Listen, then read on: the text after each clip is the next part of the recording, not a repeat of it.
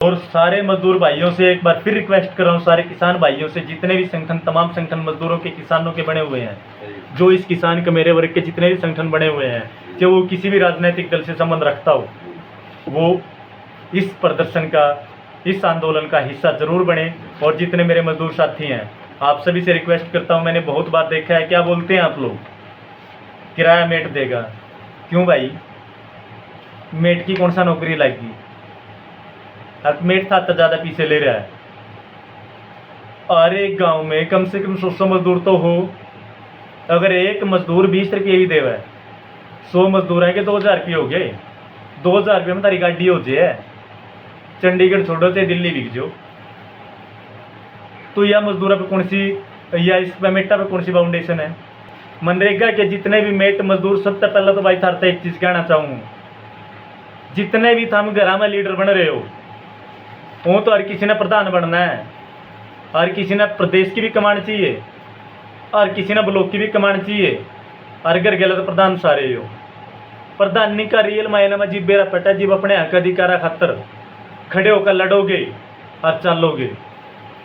और जुन से मेरे भाई नारा देवे हैं, किसान मजदूर एकता का भी देवे हैं, आपसी भाईचारा का भी देवे हैं, जाति पाति तोड़ने का भी देवा, सारे नारे देवे हैं। लेकिन जो मनरेगा का काम है, इसमें हर एक धर्म के मजदूर हैं, हर एक जाति के मजदूर हैं, हर एक गांव से मजदूर हैं। ऐसा कोई भी धर्म नहीं है, ऐसी कोई भी जाति नहीं है कि जिसके नरेगा के अंदर मजदूर ना हो। मनरेगा का मतलब क्या था? महात्मा गांधी रोजगार गारंटी कानून। लेकिन यह रोजगार गारंटी कानून कहाँ रह गया? कड़ी सरपंच काम रोक दे है, कड़ी बीडीपीओ काम रोक दे है, कड़ी जेई काम रोक दे है, कड़ी गांव वाला एक आधा भाई जो दुष्यंत वर्गिया की अप्रोच लिए बैठे हैं, जैसे नु कहते हमारी सीधी डिप्टी सीएम गला बना है या सीएम गला बना है, वह काम रोकते हैं। तो अपने अधिकारा खातर भाई खड़े होना सीख लो, अपने अधिकारा खातर लड़ना सीख लो। और थारे अधिकारा खातर हरियाणा की राजधानी चंडीगढ़ के अंदर, जहाँ पे आपके हरियाणा के लिए कानून बनते हैं, विधानसभा चंडीगढ़, वहाँ से आपके ही इस संगठन के 5 साथी भूख हड़ताल पे बैठे हैं। जिस दिन जींद से चले थे, जींद के नरवाना से वो साथी चले थे, उसी दिन से उन साथियों ने अपना त्याग दिया था। आप कोई साथी एक दिन त्याग के देखें, पता चल जाएगा उन्होंने क्यों त्यागा। क्योंकि वो आपके अधिकारों के लिए लड़ रहे हैं, आपके अपने हक अधिकारों की वो मांग रख रहे हैं, आपके हक अधिकारों को पूरा करवाने के लिए वो लड़ रहे हैं। जिनमें अगर मैं बात करूं, जो वो यात्रा चली थी, जो हरियाणा के प्रदेश अध्यक्ष, बहुत ही सम्मानित साथी श्री समुद्र सिंह जी के नेतृत्व में चली थी, जो हरियाणा के प्रदेश अध्यक्ष हैं, और उनके साथ में महिला विंग की प्रदेश अध्यक्ष सुमन जी, उनके साथ ही कृष्ण जी, उनके साथ ही रामबच अम्बरसर जी, और उनके साथ ही बसाऊ राम जी, जो साइकिल यात्रा पे चंडीगढ़ के लिए निकले थे और साइकिल से ही चंडीगढ़ पहुंचे हैं। बीच में रास्ते में उनका बहुत से साथियों ने सम्मान भी किया, उनका स्वागत भी किया है। और ख़ास करके मैं किसान नेता गुरनाम सिंह चढ़ूनी जी के पुत्र का धन्यवाद करना चाहूँगा कि जब यात्रा चढ़ूनी गांव में पहुंची तो उन्होंने भी उनका स्वागत किया, उनका स्पेशली धन्यवाद करना चाहूँगा। तो उसके बाद आप सभी साथियों से भी रिक्वेस्ट है भाई, सारे साथी ओड़ा पहुँचो, उनकी मांग के है। और एक स्पेशली हरियाणा के सीएम मनोहर लाल खट्टर जी, आपको स्पेशल एक बात कहना चाहूँगा, ये वही सुमन जी है जिसको आप चंद्रयान पे भेजने का काम कर रहे थे।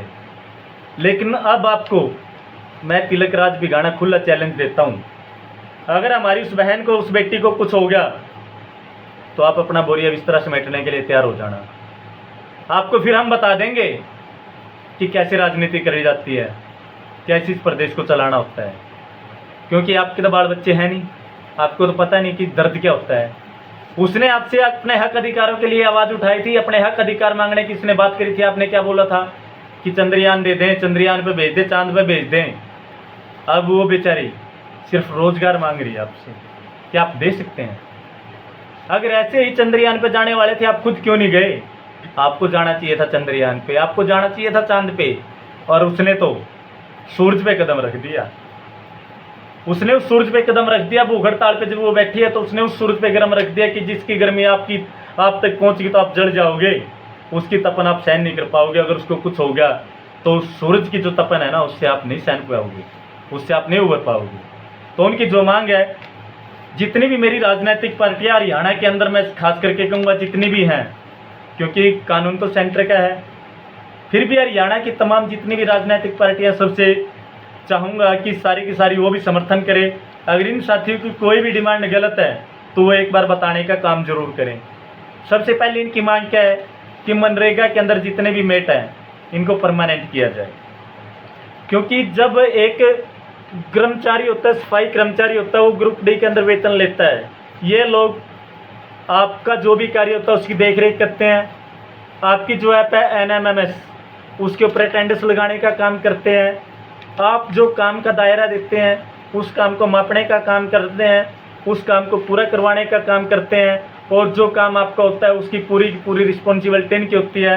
अगर कहीं से भी काम कम हो जाता है तो आपका क्या जाता है, आपके जो जेई जाते हैं, आपके जो BDPO साहब जाते हैं, आपके JBPO साहब जाते हैं, उनकी एक कलम चलती है और आराम से MB कम कर देते हैं। लेकिन वो दिहाड़ी मजदूरी कौन भरता है? क्या आपको पता है कि मेटों को कितनी सहन करनी पड़ती है?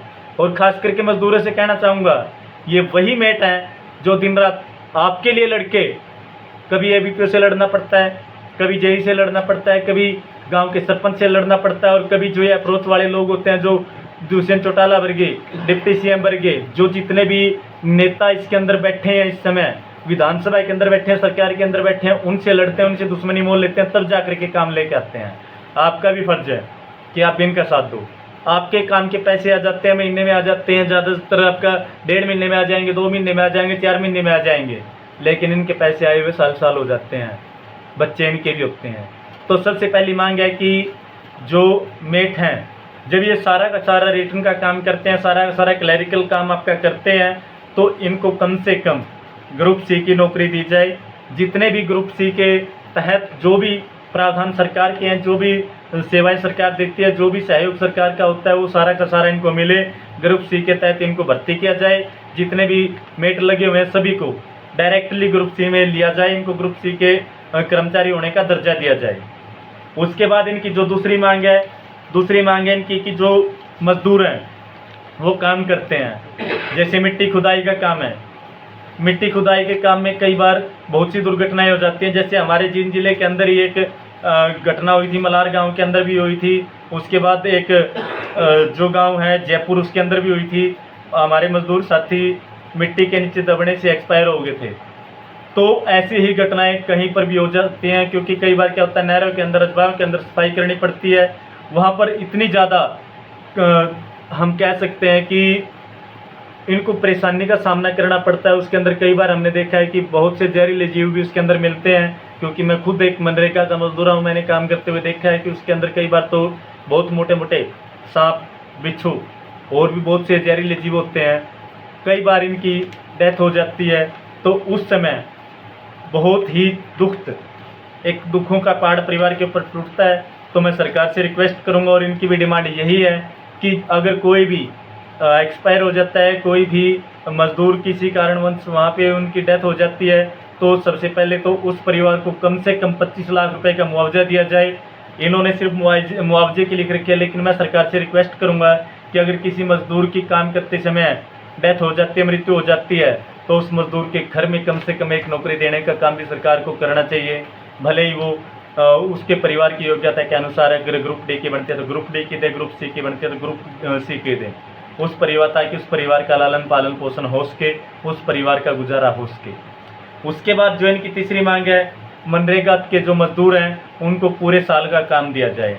जो कानून बना था 100 दिन का जो रोजगार दिया जाना था, उस 100 दिन के रोजगार में क्या होता है, एक जॉब कार्ड है, एक जॉब कार्ड के ऊपर 5 आदमी काम करने वाले हैं। अभी जैसे हरियाणा सरकार ने एक काम कर दिया कि जो फैमिली आईडी है, फैमिली आईडी अलग अब बननी भी बंद हो रही है, लेकिन जब फैमिली आईडी अलग बनेगी तभी जाके राशन कार्ड अलग बनेगा, और राशन कार्ड अलग बनेगा तभी जाके इनका जॉब कार्ड बनेगा। लेकिन एक एक जॉब कार्ड में 10-10 आदमी काम करने वाले हैं। जब एक एक जॉब कार्ड में नॉर्मली अगर हम कैलकुलेशन की बात करें, एवरेज की बात करें, ऑल ओवर जॉब कार्डों को मिला करके हम एवरेज की बात करें, तो कम से कम एक जॉब कार्ड पे 3 से 4 आदमी होते हैं। किसी पे 1 है तो किसी पे 5-5, 6-6 भी है। तो अगर 4 आदमी 100 दिन का काम करेंगे तो क्या 25 दिन के एक 25 दिन के उनकी जो पैसे आएंगे उसमें उनका गुजारा हो जाएगा। तो कम से कम 365 दिन काम देने का काम सरकार करे, ताकि उनका घरों का खर्च चल सके, उनका गुजारा हो सके। क्योंकि 2024 में चुनाव है, 2024 में आप बहुत बड़े बड़े वायदे करके जाएंगे। और मैं तमाम जितने भी हमारे मजदूर साथी हैं, किसान साथी हैं, जो इतने दिनों से धरनों पर बैठे हैं, जो हड़तालों पर बैठे हैं, भूख हड़ताल भी आप लोगों ने की है, पैदल यात्रा भी आप लोगों ने किया है, ट्रैक्टरों का मार्च भी आप लोगों ने किया है। और जिस उंगली के ऊपर, जैसे जब आप वोट डालने जाते हैं, आपकी इस उंगली के ऊपर अगर निशानी लगाई जाती है ना, तो यही उंगली दिखा करके नेताओं से सवाल पूछने का काम भी आप लोग करें। यही उंगली दिखा करके, ये उंगली पे साई इसीलिए लगाई जाती है, ये आपकी पहचान के लिए नहीं लगाई जाती कि आपने वोट डाल दिया नहीं डाल दिया, क्योंकि आपकी पहचान के लिए तो वहाँ पे अंदर एजेंट बैठे होते हैं। ये उंगली, आपकी निशानी इस उंगली पे इसीलिए लगाई जाती है ताकि ये उंगली दिखा करके आप उनसे पूछ सकें कि हमने आपको वोट दिया था और आपने हमारे लिए क्या किया है। तो सामान्य साथियों, जिप भी नेता है आपके बीच में, उनसे सवाल जरूर करना, उनसे सवाल जरूर पूछना। उसके बाद इनकी जो डिमांड है, अभी क्या है, सरकार ने अब जा करके 331 से 357 रुपये इनकी मजदूरी की है। लेकिन मैं सरकार से रिक्वेस्ट करूंगा कि कहीं कहीं पे 354 भी है, कहीं कहीं पे 361 भी है। इतने में इनका खर्च नहीं चल पाएगा, क्योंकि जब आप महंगाई इतनी बढ़ा रहे हैं, जब आप एक MLA होता है, अभी बीच में एक मुहिम चलाई थी MLA ने, जितने भी ये बने हुए थे, विधानसभा के सदस्य बने हुए थे, कि एक पेंशन होनी चाहिए। लेकिन जब आपकी आज तक वो नहीं हो सकी, अगर एक MLA एक बार बनता है तो उसकी सिंगल पेंशन आती है, 2 बार बनता है डबल आती है, 3 बार बनता है 3 बार आती है। अगर कोई भी एक बार MLA होता है 50,000 आती है, 2 बार होता है 1 लाख पर महीने की सैलरी आती है उसकी। अगर 3 बार बनता है तो 1.5 लाख रुपये सैलरी आती है। और हमारे हरियाणा के अंदर ही बहुत से ऐसे MLA बैठे हैं जो आज भी 2,70,000 मतलब 3-3 लाख रुपये सैलरी ले रहे हैं। तो इन मजदूरों का क्या कसूर है? इनकी सैलरी कम से कम 600 रुपये प्रतिदिन की जानी चाहिए। इनका जो मानदेय है कम से कम 600 रुपये एक दिन का इनका मानदेय किया जाना चाहिए। उसके बाद क्या था कि जो भी प्रशासनिक अधिकारी कह सकते हैं हम, या जो भी अप्रोच वाले लोग हैं, उनके दबाव के कारण बहुत से हमारे मेट साथियों को गलत आरोप लगा करके हटाया गया था। उन सभी मेट साथियों को दोबारा से लगाया जाए, क्योंकि हमने बहुत बार देखा है होता क्या है। सपोज करो कोई भी नेता किसी भी सार्वजनिक स्थान पर आने वाला है, BDPO साहब फ़ोन करके बोलेंगे मेट को कि मेट साहब 10-20 मजदूर लगा के यहाँ की सफाई करवा दो, यहाँ पे व्यवस्था करवा दो। भाई मेट नौकरी नहीं लेता आपसे कि आपसे नौकरी ले रहा है। अगर काम कर रहा तो आप पैसे दे रहे हैं, और वो भी आप पूरे नहीं दे रहे। उसके बाद जब आपने मेट को बोला, मेट ने मना किया, तो आपने क्या किया कि जब भी आपकी नेक्स्ट काम आपका निकलेगा उस समय आपकी MB भर दी जाएगी।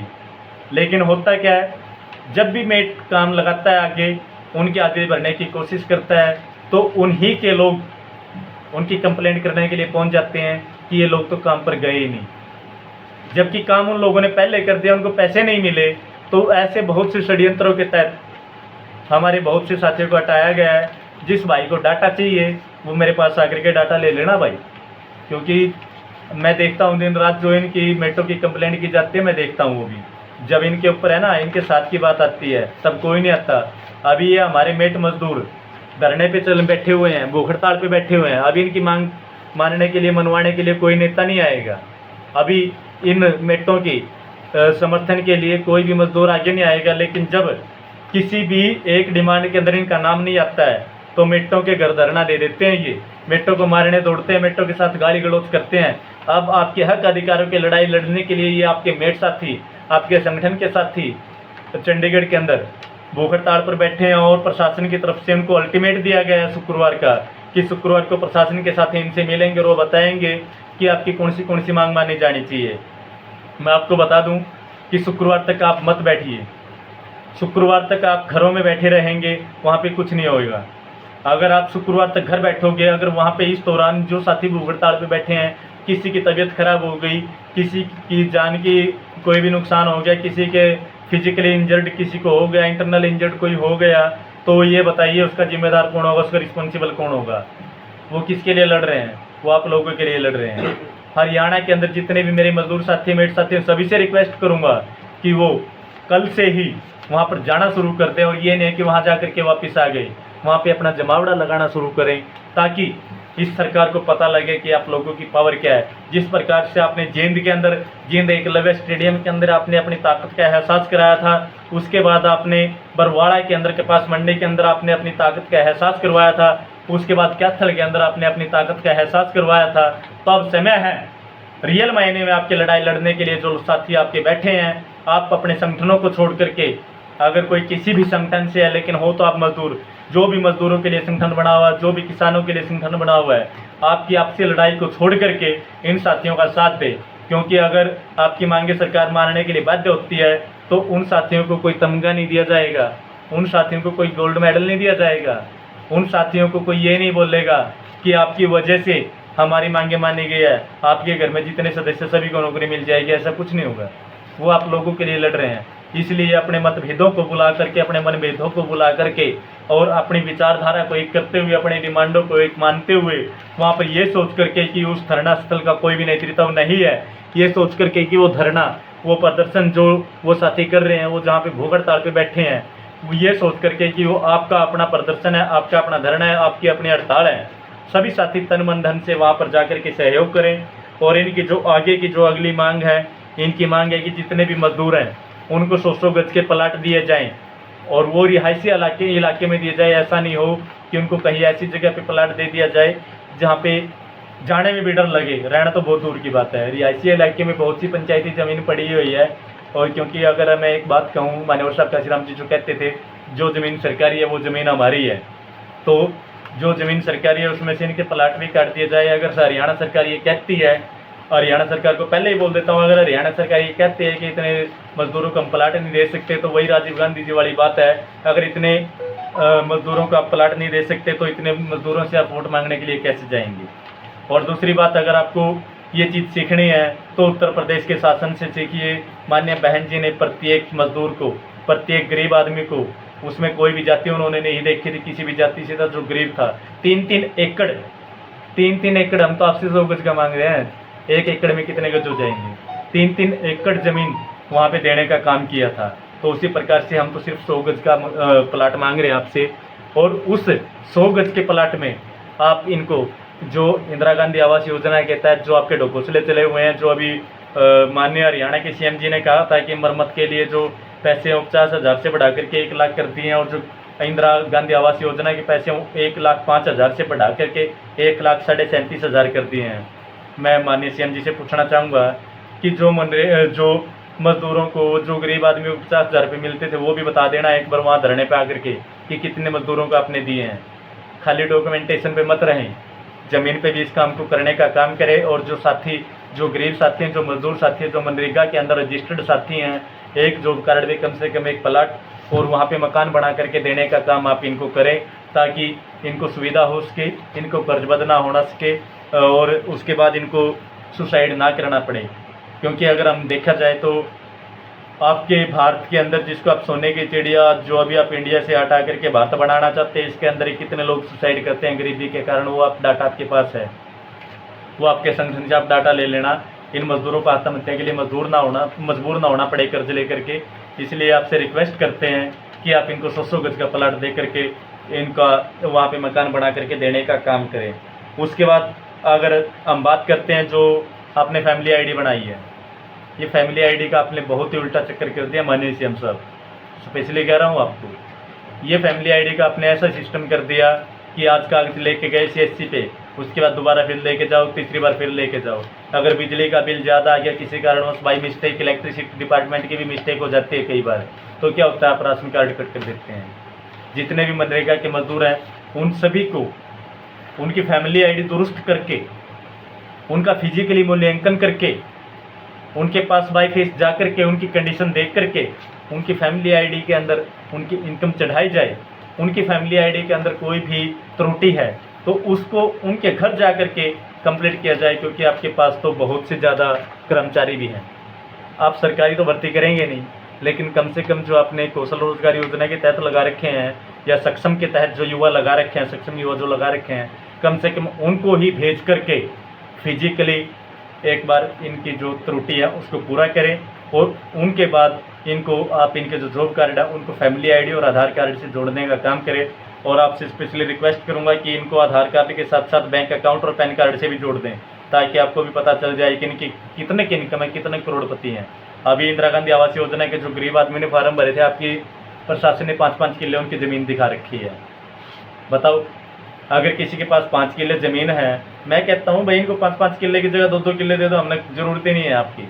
आप इंदिरा गांधी आवास योजना अपने घर ही रखें, हमें ज़रूरत ही नहीं है। जब आपने 5-5 किले दिखा दिए, कम से कम 2-2 किले तो इनका नाम करवा दो।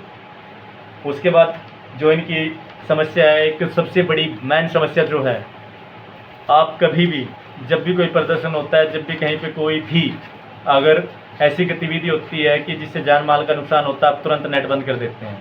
उस कंडीशन का तो मुझे पता नहीं है कि आप उस पर कितना अंकुश लगा पाते हैं, जैसे भी मेवात के अंदर हुआ था, लेकिन आप नेट बहुत जल्दी बंद कर देते हैं। हमारे मेट साथी और मजदूर, जो हमारे मजदूर भाई दिन रात मेहनत करते हैं, पूरा दिन मेहनत करते हैं, और उसके बाद जब अटेंडेंस लगाने का टाइम आता है तो आपकी जो NMMS ऐप है वो ऐप नहीं चलती। उसके बाद क्या होता है, आपके जो कर्मचारी बैठे हैं, चाहे वो ऑपरेटर है, सबसे पहले अगर ऑपरेटर के पास अटेंडेंस जाएगी वो मना कर देगा कि भाई ऑनलाइन लग रही है तो ऑनलाइन, मुझे तो ऑनलाइन चाहिए। उसके बाद क्या है, आपके जो जे साहब है वो MB भरने के लिए आएंगे, वो भी कम कर जाते हैं। उसके बाद ABPO साहब हैं, आपके BDPO साहब हैं, हर जगह घपला, हर जगह पे घपला है। तो आपके NMMS ऐप नहीं चलती कई बार। तो मैं आपसे रिक्वेस्ट करूंगा कि जब NMMS ऐप नहीं चलती तो इनकी फिजिकली अटेंडेंस एक्सेप्ट की जाए। और सारे मजदूर भाइयों से एक बार फिर रिक्वेस्ट कर रहा हूँ, सारे किसान भाइयों से, जितने भी संगठन, तमाम संगठन मजदूरों के, किसानों के बने हुए हैं, जो इस किसान के मेरे वर्ग के जितने भी संगठन बने हुए हैं, चाहे वो किसी भी राजनीतिक दल से संबंध रखता हो, वो इस प्रदर्शन का, इस आंदोलन का हिस्सा जरूर बने। और जितने मेरे मजदूर साथी हैं, आप सभी से रिक्वेस्ट करता हूँ, मैंने बहुत बार देखा है, क्या बोलते हैं आप लोग, किराया मेट देगा। क्यों भाई, मेट की कौन सा नौकरी लगी? अब मेट था तो ज़्यादा पीछे ले रहा है। और एक गाँव में कम से कम 100 मजदूर तो हो। अगर एक मजदूर 20 रुपये भी देवा है, 100 मजदूर है कि 2000 रुपये हो गए। 2000 रुपये में तारी गाड़ी हो जाए, चंडीगढ़ छोड़ो चाहे दिल्ली बिक जाओ। तो यह मजदूर पे कौन सी, या इस पेमेंटा पे कौन सी फाउंडेशन है? तो अपने अधिकारा खातर लड़ना है। और मैं तो सीधी सी एक बात कहूँगा भाई, जो नहीं जा रहे ना उनका तो स्पेशली भाई, जोन सा जाओगा उसका किराया नहीं लगेगा, और जोन सा नहीं जाओगा उसने 200 रुपये देने पड़ेंगे। एक जॉब कार्ड के लिए एक बंदा जाओ, अगर नहीं जा रहा तो जॉब कार्ड के लिए 200 रुपये दो। इस तरीके से है। और एक गाँव में तो जाओ, एक आदमी वहाँ जा भी रहा है, दिहाड़ी भी तोड़ रहा है और फिर किराया भी जेब से दे रहा है, और एक आदमी आराम से घर सो रहा है। हक अधिकारों की लड़ाई तो उसकी भी लड़ी जा रही है। और इन मेट साथियों से भी रिक्वेस्ट करूंगा भाई, जो साथी आपका साथ दे रहे हैं उन साथियों के साथ खड़े हो, उन साथियों का साथ दो। इस संगठन से भी रिक्वेस्ट करूंगा कि जो भी मेट आपको सपोर्ट नहीं कर रहा, कल उसके साथ किसी भी प्रकार की कोई भी घटना होती है तो वो मेट खुद हल दे, संगठनों के पास ना जाए। जितने भी मजदूर हैं, जो भी मजदूर समर्थन नहीं कर रहा भाई, वो काम लेने के लिए डिमांड होती है, डिमांड की PDF मैं भेज दूंगा, डिमांड पत्र की। अपने डिमांड लिखो, अपने साइन करवाओ, सरपंच के करवाओ, BDPO के करवाओ, ABPO के करवाओ, रोजगार सहायक के करवाओ, जिसके मर्जी करवाओ, खुद जमा करवा दो। यार आप लोगों की लड़ाई लड़ी जा रही है, आप लोग घरों में बैठे हैं, ऐसा कब तक चलेगा?